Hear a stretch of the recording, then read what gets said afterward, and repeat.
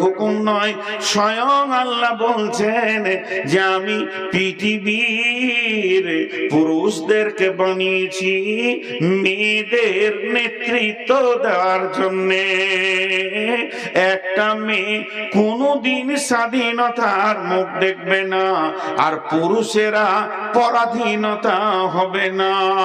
বিয়ের ব্যাপারে যদি মেয়ের কোনো অলি না থাকে ওই বিয়েটা হবে না।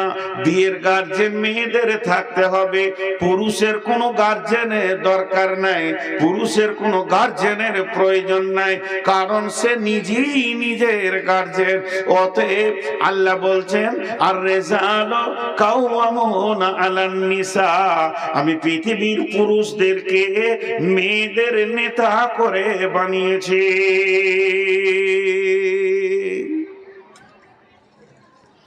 কটা পুরুষ? চারটা। কয়টা? কথা বলে না, একটু মুখ খুলেন। কয়টা পুরুষ? চুপ থাক, তোরা বাচ্চা ছেলে চুপ করে শুনছিস, শোন। আপনারা একটু মুখ খুলেন। এদেরকে চুপ করতে বলছি তো এরাই ভালো, আপনারা মুখ খুলছেন না কেন? সেই চারটা পুরুষকে মা বোন জেনেলেন, আপনাদের জানা বেশি দরকার। যেদিন মেয়েটা জন্ম নেবে তার প্রথম গার্জেন হবে তার আব্বা। আব্বা গার্জেন হবে, তার মালিক হবে। আব্বা যদি মারা যান, পাগল হয়ে গেছেন, সৌদি আরবে আছে, কাতারে আছে, প্রবাসে চলে গেছে, তখন তার মালিক হবে তার ভাই, বড় ভাই, 2 নম্বর ভাই, 3 নম্বর ভাই, পর্যায়ক্রমে। বাপ ভাই যেদিন বিয়ে দিয়ে দিবে তার মালিক হবে কে? স্বামী। স্বামী যেদিন মারা যাবে তার মালিক হবে তার ছেলে। স্বামী যেদিন মারা যাবে সেই দিন তার মালিক হবে তার ছেলে। মায়ের খিদমত অনেক বড় ইবাদত। মায়ের খিদমত, আল্লাহ বলছেন তোমার ব্যবহারে যেন তোমার মা, তোমার ব্যবহার যেন তোমার মা খুশি হয়, আর তোমার মা বাপের খুশিতে ব্যবহারে তুমি উফ করিও না, এরম করিও না। কিন্তু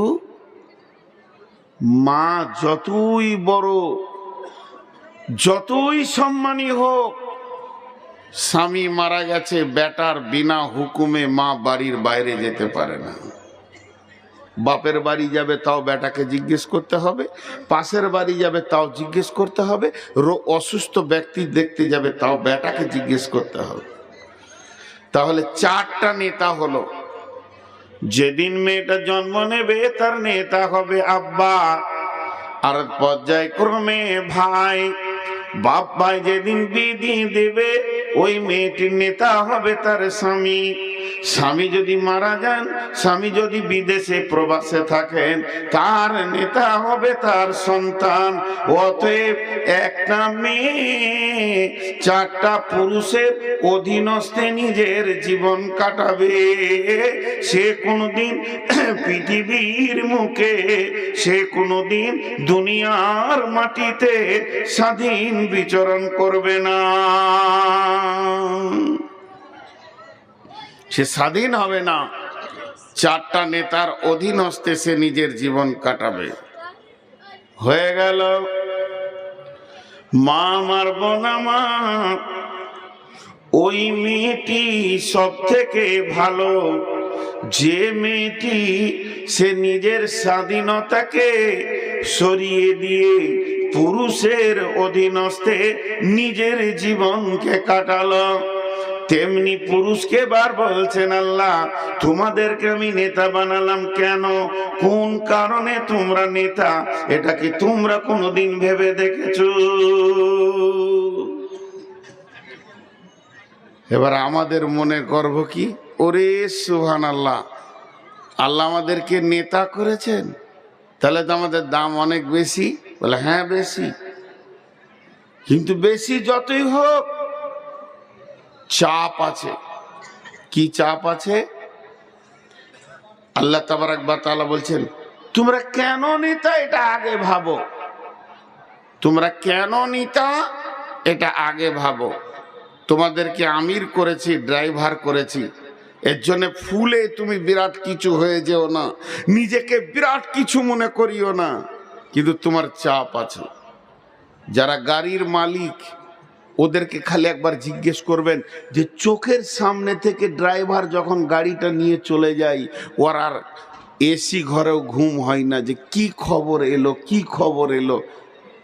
একবার যদি চোখের সামনে থেকে গাড়িটা বেরিয়ে গেল, ফোনের নাম্বারটা দেখছে, বিআই ফোন করেছে তা হাসছে, আর কেউ ফোন করেছে, আর কেউ ফোন করেছে, আর যদি ড্রাইভারের নাম্বার থেকে ফোন আসে তো চমকে উঠবে, কিছু হলো না কি রে বাবা, কারণ অ্যাক্সিডেন্ট হলো কিনা, এটা একটা বড় ভয়।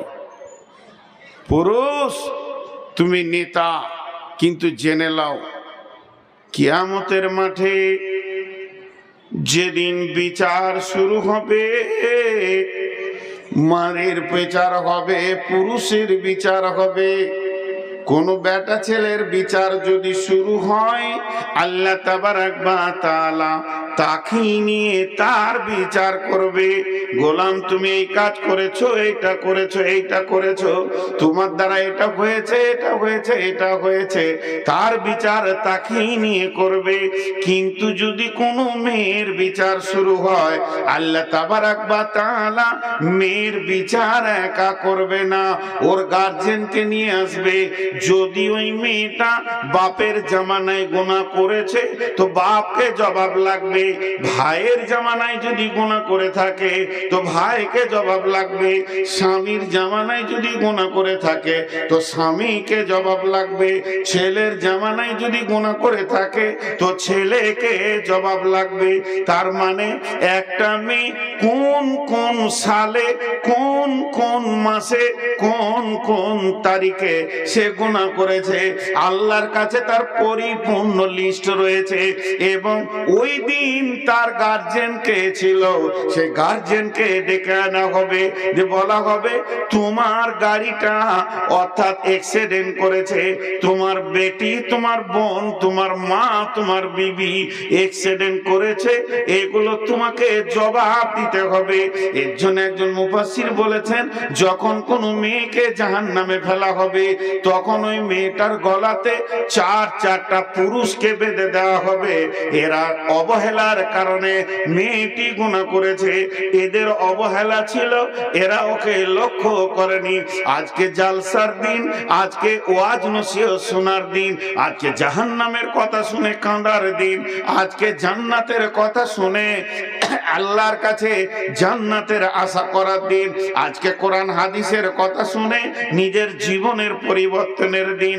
কিন্তু আজকের দিনই মেলাতে যে মেয়েটি সুন্দর করে সেজে ঘুরছে, একটা বার ভেবে দেখেন তার ব্যাকগ্রাউন্ডটা দেখেন, তার ব্যাক দিকে আলো জ্বলছে কিনা দেখেন, তার কি আব্বা নাই, তার কি ভাই নাই, মেয়েটি কি স্বামীবিহীন, কিংবা মেয়েটির কি কোনো ছেলে নাই, এই চারটা গার্জেনের ভিতরে কি কেউ নাই, তারা এখন কি করছে, কোন ডিউটিতে আছে, তার যুবতী বেটিটা, যুবতী বোনটা, যুবতী আপনার কিনা বিবিটা এবং তার মাটা ওই যে রোডে রোডে রোডে রোডে রোডে রোডে ঘুরছে এবং সে মেলাতে ঘুরে বেড়াচ্ছে, কার সঙ্গে গল্প করছে, আনন্দ করছে, হাসছে, খেলছে।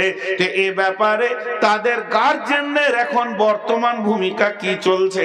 তো আল্লাহ তাবারাক ওয়া তাআলা এর জন্য মেয়েদেরকে বলেছেন, আর রিজালু কাওয়ামুনা আলান নিসা, পৃথিবীর যত পুরুষ তোমরা রয়েছো মেয়েদের উপরে নেতৃত্ব দাও এবং তাদেরকে তোমরা কন্ট্রোল করো। তারা বেকন্ট্রোল হলে সে একা জাহান্নাম যাবে না, তোমাকে সঙ্গে করে নিয়ে যাবে।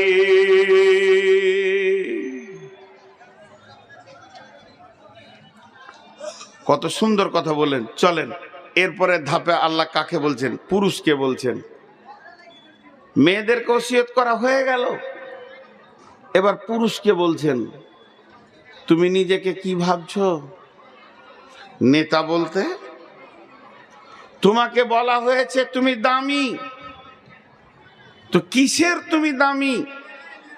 ও তখন অঙ্ক করে দেখছে সুবহানাল্লাহ, 1টা 2টা 3টা 4টা 5টা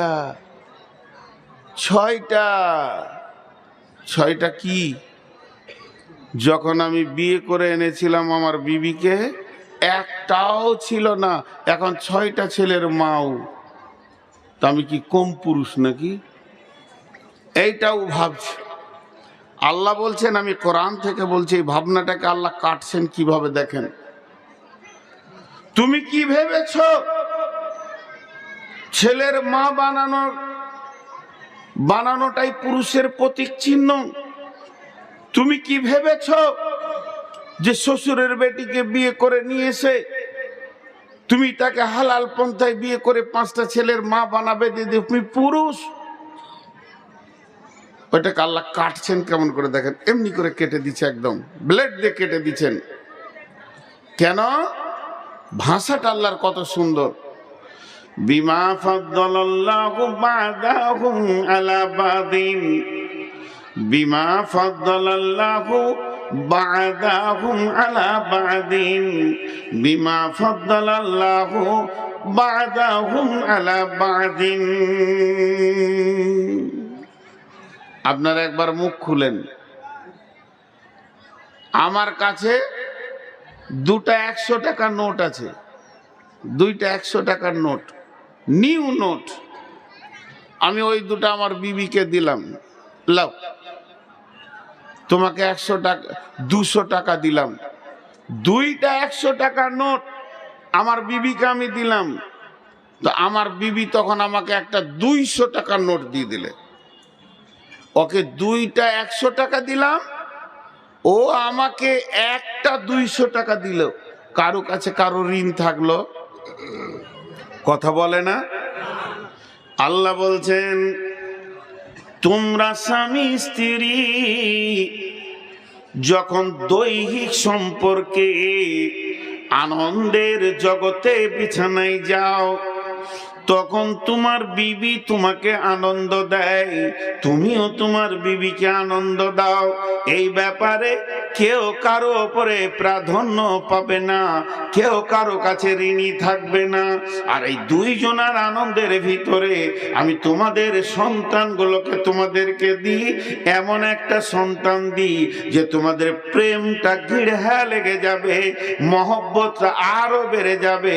গাল একটা চুমা দেবে 2 মা আর আব্বা। অতএব আমি আল্লাহ এর ব্যাপারে পুরুষকেও আগে বাড়ালাম না, নারীকেও আগে বাড়ালাম না, পুরুষকেও ছোট করলাম না, নারীকেও ছোট করলাম না।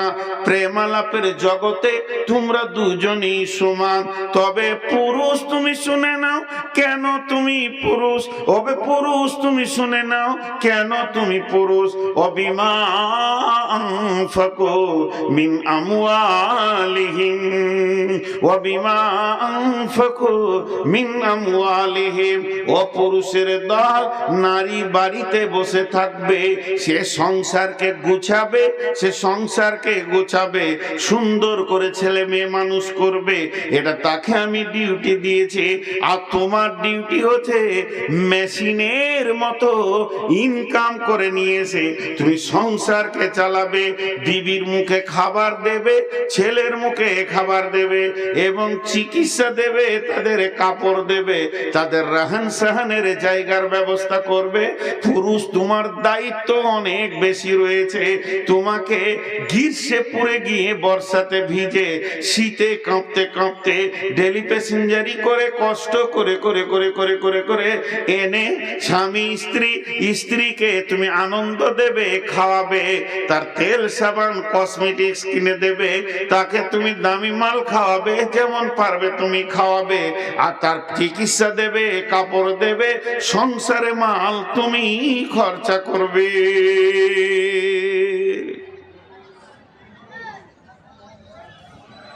তাহলে ইনকামের দায়িত্ব কার? জোরে বলেন, ইনকামের দায়িত্ব কার? এর জন্য তুমি পুরুষ, আল্লাহ বলছে।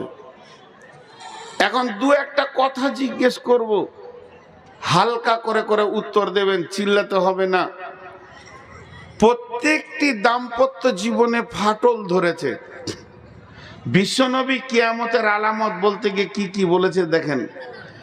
আতার রাজুল উমরাতাহু আক্কা উম্মাহু আদনা সাদিকাহু আকসাবাহু।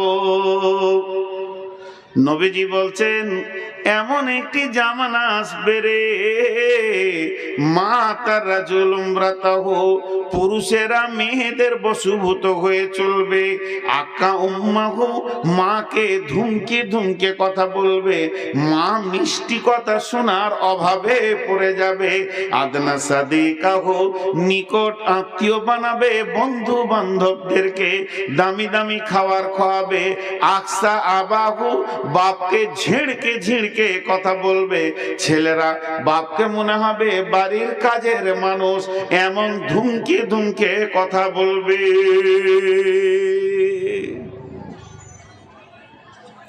এখন তাই চলছে, এখন তাই চলছে, জি এখন তাই চলছে। প্রত্যেকটা ঘরে অশান্তি চলছে, অশান্তি আর অশান্তি, অশান্তি আর অশান্তি। আমি ছোট ছোট করে 3-4টি কথা জিজ্ঞেস করব, আপনারা হালকা করে করে করে উত্তর দেবেন। বলেন, বর্তমান যুগে মেয়েদের বশীভূত হয়ে পুরুষে চলছে না পুরুষের বশীভূত হয়ে মেয়েরা চলছে? মেয়েদের কথায় পুরুষেরা চলছে। যে বউ মায়ের দায়িত্বে ছিল শ্বশুর শাশুড়িকে ভালোবাসবে, আজকে শ্বশুর শাশুড়িরা নির্যাতিত অবস্থায় পড়ে আছে প্রত্যেকটি ঘরে। জি পরশু কি তার আগের দিন দেখছিলাম ফেসবুকে, তো সব রকম দিছে। একজন লিখেছে যে আজ থেকে 20-25 বছর আগে বিয়ে হলে মেয়েরা ভাবতো যে শাশুড়িটা কেমন হবে, বিয়ের আগে খুব টেনশন করত, শাশুড়ি কেমন হবে, শাশুড়ি কেমন হবে, ভালোবাসবে না জ্বালাবে, এই চিন্তা করত। আর এখন বিয়ের দিন হয়ে গেলে শাশুড়ি ভাবছে বউটা কেমন হবে, ভাত দিবে কি লাত মারবে, পুরো উল্টিয়ে গেছে। কেন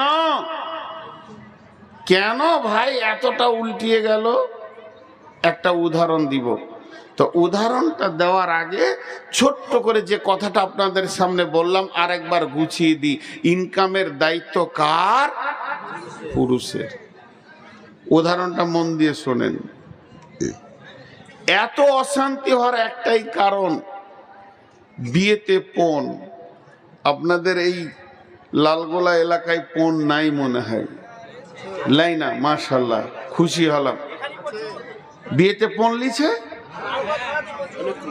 আল্লাহু আকবার। বিয়েতে পণ না নিয়ে বিয়ে করছে না।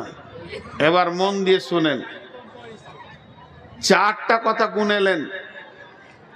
ছেলেরা মেয়েদের কথাই চলছে 1 নম্বর, মা বাপ ভাত পেছে না বেটার কাছে 2 নম্বর, 3 নম্বর হলো যে বাচ্চাগুলো জন্ম নিচ্ছে এরা ফুপুকে চাচাকে বেশি চিনছে না মামাকে খালাকে?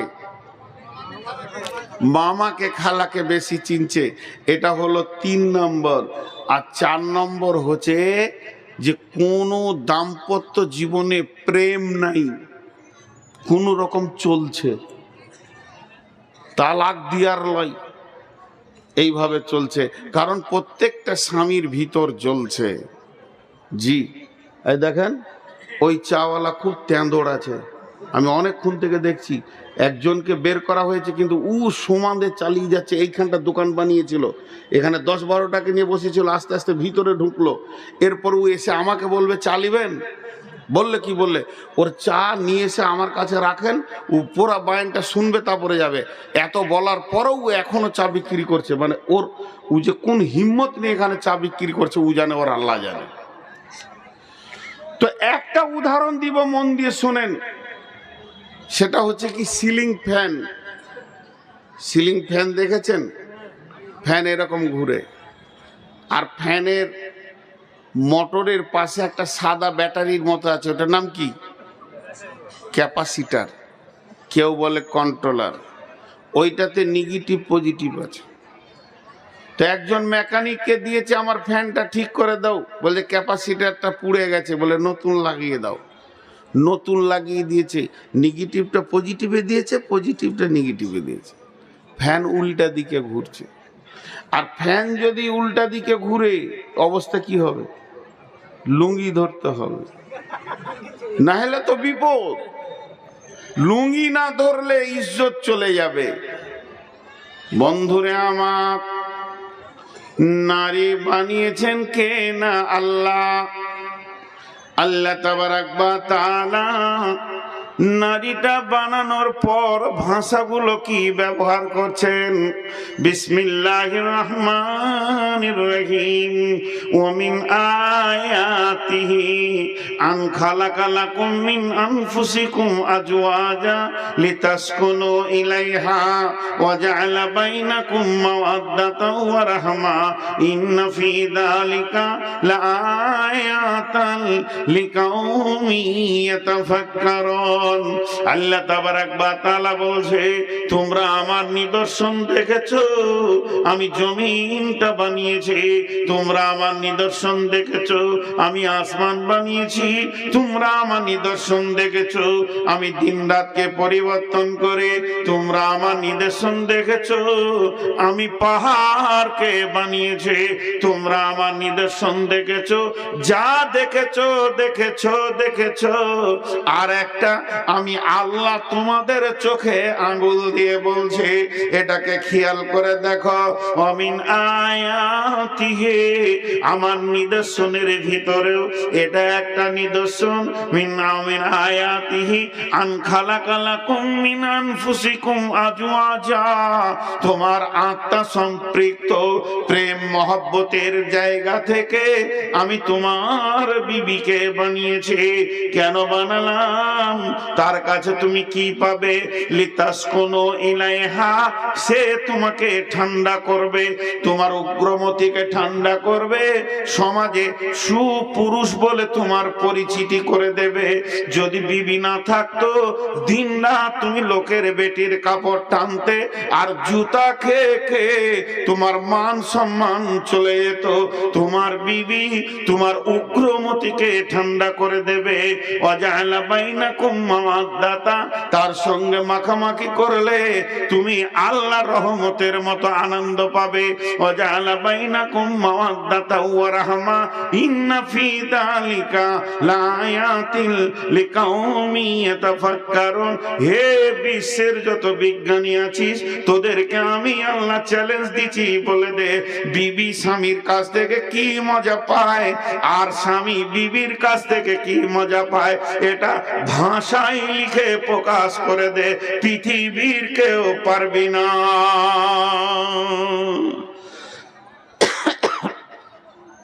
যাও, ঠান্ডা হবে।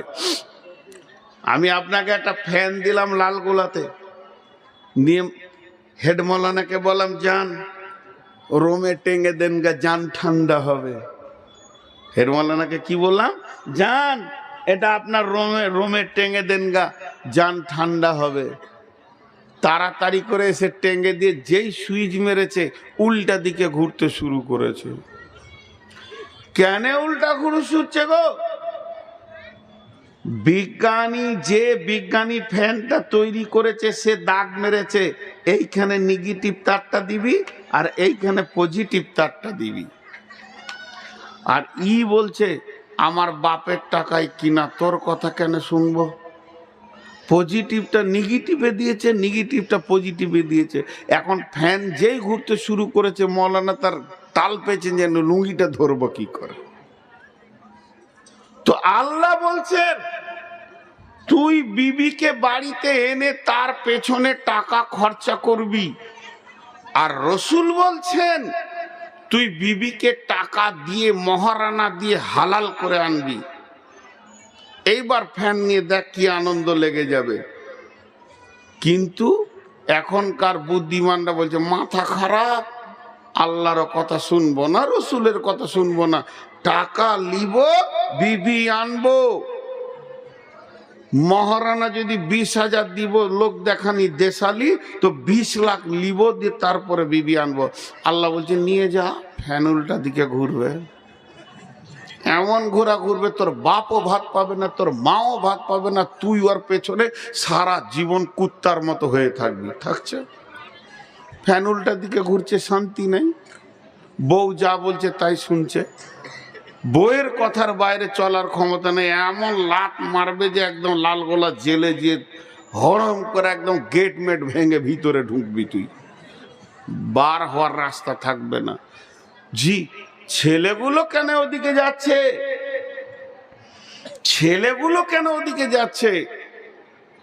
পৃথিবীর বড় জজ, পৃথিবীর চিফ জাস্টিস, যার উপরে কোনো জজ হয় না আর হবে না, যিনি সব থেকে বড় জজ হিসেবে পৃথিবীতে এসেছিলেন, তিনি ছিলেন নবী মুহাম্মদুর রাসূলুল্লাহ সাল্লাল্লাহু আলাইহি ওয়াসাল্লাম। সেই নবীজি বলে গেছেন, আল ওয়ালাদু লিল ফিরাসে, বিছানা যার সন্তান তার, বিছানা যার সন্তান তার। বিশ্বনবী বলেছেন যে পৃথিবীর বুকে সব থেকে দামি সম্পদ কি?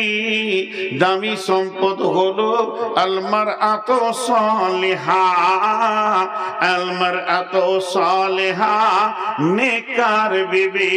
আদ-দুনিয়া কুল্লুহা মাতা ওয়া খায়রুল মাতাঈদ দুনিয়া।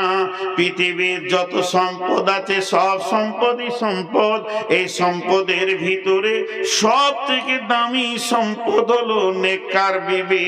আলমারআতু সালেহা, সালেহা নেককার পরেজগার বিবি। যে লোকটা নেককার বিবি পেয়ে গেল, পৃথিবীর বুকে সে যে কি সুখে আছে। যার ঘরে বদকার বিবি আছে সে ছাড়া বুঝবে না। অতএব বন্ধুরে, এই নেককার বিবিটা আমার কি কাজে লাগে? একদিকে আমার চরিত্রের পাহারাদার, সে আমার চরিত্রকে ঢেকে রাখে। দুই দিকে আমার সন্তানের মা, পৃথিবীর দামি জিনিস মা, আমার সন্তান তাকে মা বলে ডাকে। তিন নম্বর, সে আমার কি করে? সে আমার ঘরের মালকে গুছিয়ে রাখে। পৃথিবীর সেরা সম্পদ, সব থেকে আনন্দ তার কাছে আমি ভোগ করি, কিন্তু যখনই তাকে আমি পজিটিভটা নেগেটিভে দিয়ে দিব, আমি যেদিন তাকে আনবো গাড়ি করে, আমি যেদিন আমার বিছানায় আনবো, আমি যেদিন প্রথম তাকে আমার ঘর দেখাবো, আমি তোমার স্বামী, তুমি আমার বিবি, এই রকম করে যখন নিয়ে আসবো, তখন আমার বিবির কাছ থেকে আমি তার বাপের কাছে যদি 20 লাখ নিয়ে নি, 10 লাখ নিয়ে নি, যখন ওই মেয়েটি আমার ঘরে আসবে, সেই শান্তিটা আর থাকবে না। শান্তির মালিক রব তার ব্রেনকে এমন করে দেবে, সারা জীবন তার পেছনে ঘুরতে হবে। অতএব আমি বিয়ে করে আনবো, মেয়েটি হচ্ছে অন্য গ্রামের, আমার বাড়ি পলাশবাটি, এটা আমার বাপের ভিটা, এটা আমার পৈতৃক ভিটা। এই পৈতৃক ভিটাতে যে ছেলেটা বাতি জ্বালাবে, ওটাই আমার বিবি জন্ম দেবে। কিন্তু বন্ধুরে, জন্ম হওয়ার পরই ছেলে যেন নানা মামার টানে পেরেশান হয়ে গেছে। কেন হচ্ছে? কেন হচ্ছে? যেহেতু বিশ্বনবী ফয়সালা দিয়েছেন, আল ওয়ালাদু লিল ফিরাসে, বিছানা যার সন্তান তার।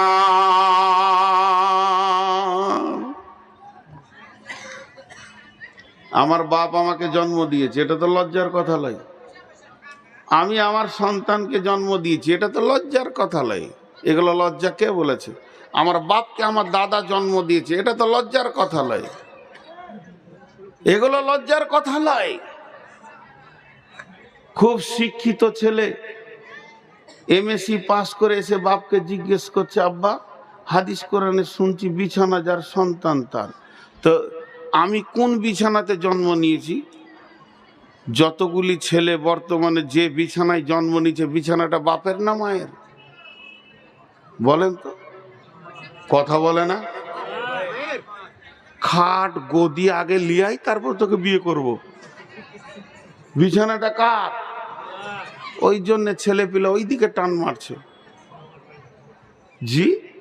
আর মেয়েরা দেখবেন একটা কথাকে ঘুরিয়ে ঘুরিয়ে বলতে ভালোবাসে, বাসে না? ঘন ঘন বলবে। আপনি খাটে শুতে যাবেন বলে এটা আব্বা দিয়েছে, লাল গোলার ওই মিস্ত্রি বানিয়েছিল। খানিক পরে আমার ছোট বোন এসছে বেড়াতে, তো বলছে আমার বিবি বলছে, বউ দেখো খাটটা দিয়ে গেল আব্বা।